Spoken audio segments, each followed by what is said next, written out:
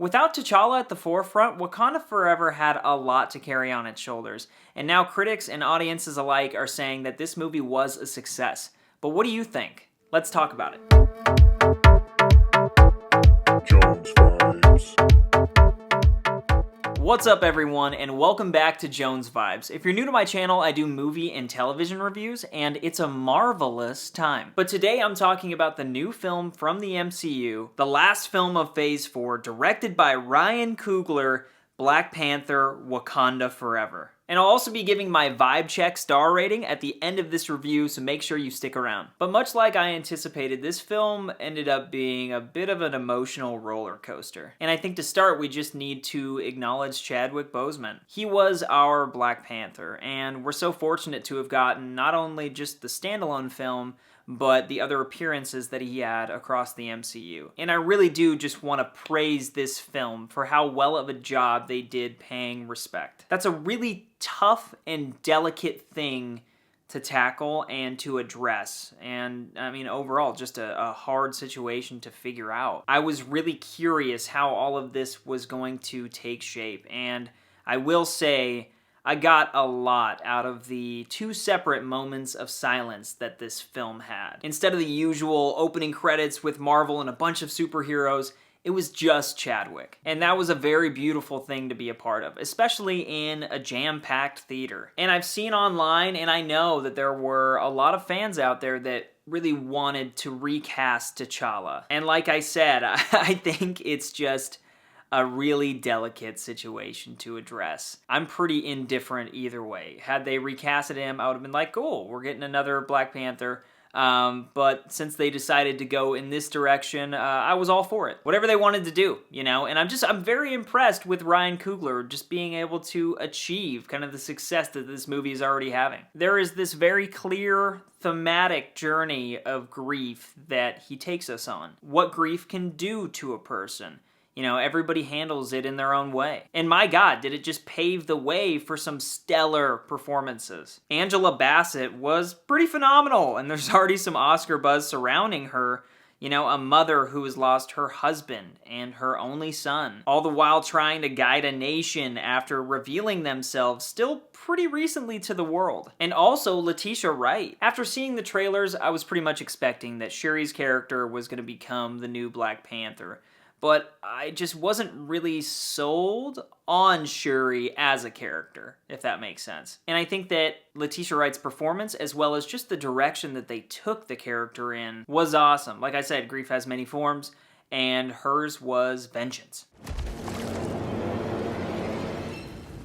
I'm vengeance.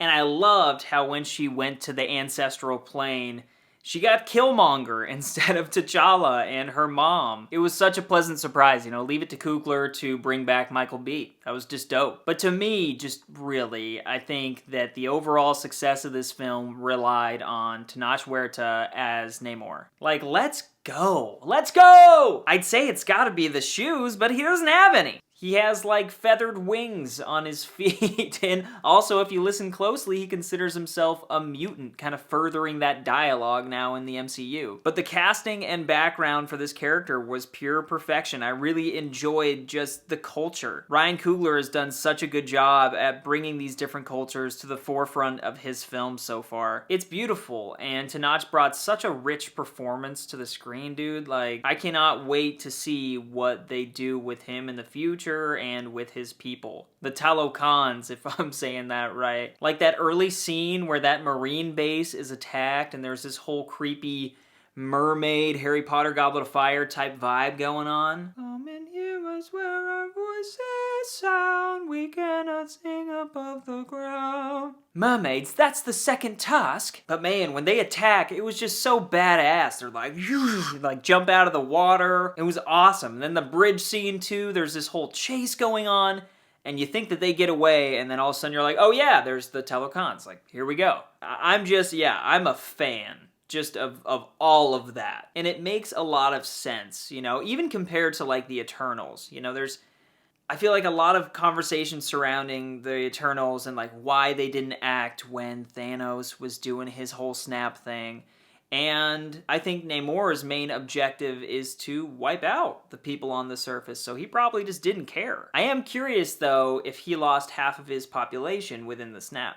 That's interesting. But I also should mention Dominique Thorne as Riri Williams in Ironheart. I thought this was pretty cool. Like, I didn't have anything against the character at all. And I know that there's a spin-off show coming out, so I think that made me even more interested, I guess. But I do feel like there were just a few things in this movie that just kind of felt a little bit forced. Like, if you were trimming this thing down to maybe make it a little bit shorter, I don't know. I feel like you could have reworked the script to just not have her as the scientist, or just not have the scientist. And I feel the same way about Everett Ross and Valentina's whole subplot going on. I know he was in the first Black Panther, but it just kind of took up screen time that felt a little unnecessary. But with that being said, I still enjoyed most of it, and I think that Valentina is going to be a key piece with the Thunderbolts and kind of moving forward in that direction. So, I don't know, just sometimes you go into a 2.5-hour movie and it flies by, and you get done, you're like, oh man, where did the time go? But this movie, I found myself being like, I wonder how much longer this is. But then, wham! Like, it would hit me with these emotional moments that made everything worth it. And I thought that that final battle was pretty epic. Shuri, you know, getting the gold Black Panther suit, kind of like Killmonger. You have those warriors jumping off the side of the ship with wires on their back, like Mission Impossible. Sometimes this movie just felt like, how would you describe it? Kind of like a visual feast at points. And then the plot kind of just coming all the way around, and you have Shuri and Namor, and Shuri realizing that he's just the same as her, just consumed by vengeance. But it seems like where she was able to overcome it,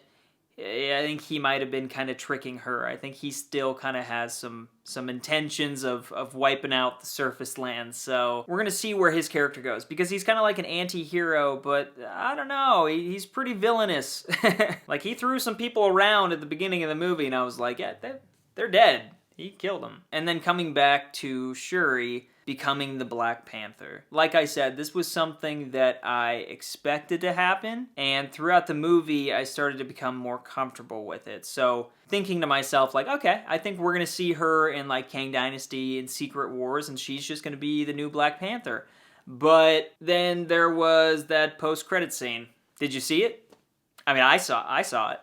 I mean, Nakia, Lupita Nyong'o, which I haven't even mentioned, but obviously she rules. But I kind of sort of had a thought within the movie, a what-if moment, if you will. Just basically, what if she got pregnant and they had a child? And that was confirmed. And it makes sense, you know, T'Challa and her, she got pregnant before the blip, and then he was gone for a while, came back, and then with the illness passed away. But she had a son, and they named him T'Challa. Like, whoa, man, it makes me tear up, kinda. You still got that Kleenex over there? Can I grab that? But seriously, I'm so ready for this. I mean, give us a time jump. It's probably gonna be a while before they make a Black Panther 3, so you could take those years into account, but I don't know, time jump a little bit. This kid's 17, taking over Wakanda, I don't know. It could be some sort of Young Avengers thing.